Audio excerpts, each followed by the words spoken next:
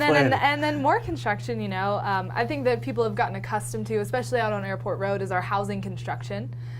So we're kind of just rolling through, finishing up Block 11, correct? Well, we're actually or Blue really 52. just Sorry. We're finishing up Blue 52, which is kind of the top 1/3 part of Block 11. Right. So it's something that, you know, those of you that watch this program have heard us talk about for years. I'm extremely proud of the commitment that our town council has to providing housing to our workforce, and you know, we have put a lot of units out in the last 5 years, and we're going to put more out in the next 5 years. Right. So Blue 52 is obviously 52 townhomes, plus in addition to that there's 18 one-bedroom apartments that are nearing completion. So the first phase 1 of Blue 52, was done last fall.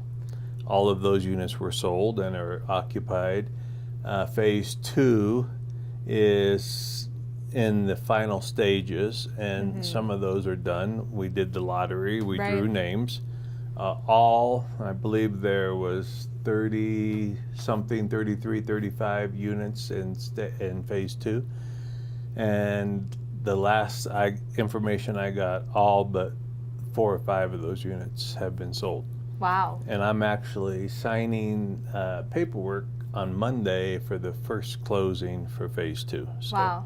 We'll have people moving into phase 2 as early as next week, which is good. And the apartments that are being built there probably won't be done until October-ish, in that time frame. Yeah. But I'm sure people are ecstatic to start to move in and settle into their new homes. I would hope so. They seem to be. I mean, like, you know, we've done these lotteries in the past, and we typically have more people putting in than we have product available. And as you could expect, you know, the lower priced units are the ones that are most sought after. Right.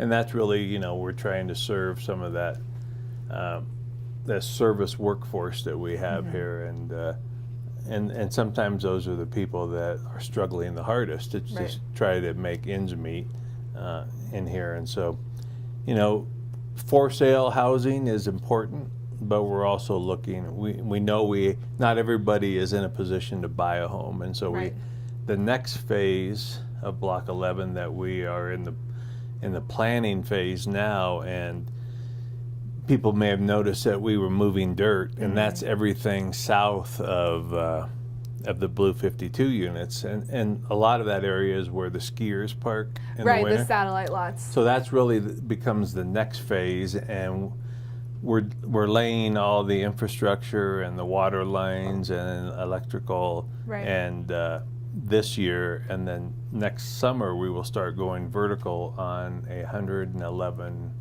apartments. But we're looking at some of the more unique housing options on that plot, or is it the other plot? There's still 3 different phases left. Right. So one phase is apartments for rent, and then there's 2 additional for sale townhomes. Gotcha. And one of those that's being proposed is kind of a unique modular design that's being used in Europe a lot, and it's very attractive, and it's something that is intriguing that we are looking into to see. I mean, we're constantly looking at how do we build more with the money we have, and it's a tough time to build because everything is expensive. Yeah. I mean, you know, the contractors are busy, the economy's doing well, so the subcontractors are getting, you know, top dollar for their work.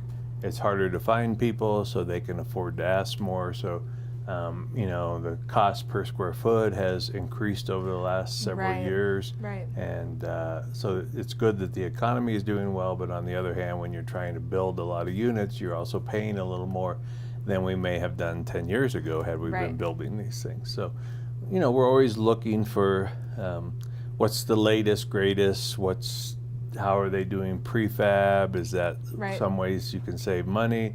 There's pros and cons to some of that.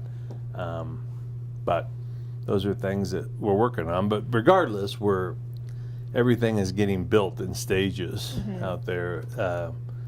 You know, and we can't do it all at the same time, but Right. we're putting a lot of units out each year.